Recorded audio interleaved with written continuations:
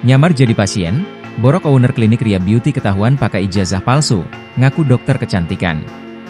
Selama ini ngaku dokter kecantikan hingga nekat membuka klinik kecantikan, rupanya owner klinik Ria Beauty, Ria Agustina berbohong. Ria Agustina ternyata bukanlah dokter, bahkan ia merupakan lulusan sarjana perikanan. Atas kebohongannya itu, Ria Agustina kini ditangkap polisi bersama asistennya berinisial DN.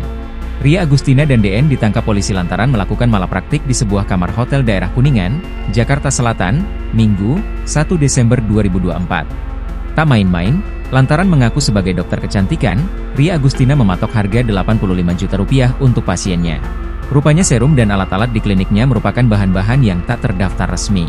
Dilansir dari Kompas.com, Ria Agustina dan DN ditangkap saat keduanya sedang memberikan layanan kecantikan di kamar hotel 2028. Penangkapan bermula saat Subdit Renakta di Treskrimum Polda Metro Jaya mendapatkan informasi dari masyarakat tentang klinik kecantikan Ria Beauty.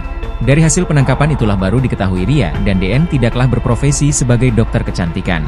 Berbekal informasi, penyidik berpura-pura menjadi calon pelanggan dan menanyakan melalui WhatsApp tentang treatment derma roller pada Kamis, 14 Desember 2024. Oleh admin Ria Beauty dimintai identitas foto dan foto wajah.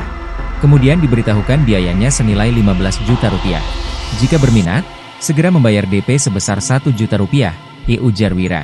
1 hari setelahnya, penyidik diundang ke sebuah grup WhatsApp bernama Derma Roller Jakarta Desember, yang di dalam grup tersebut terdapat 9 calon pasien lainnya.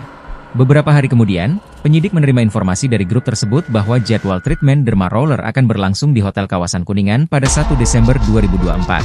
Saat hari tiba, polisi menggerebek kamar 2028 di tempat kejadian perkara, TKP. Di sana, Ria dan DN tengah menerima 7 pasien.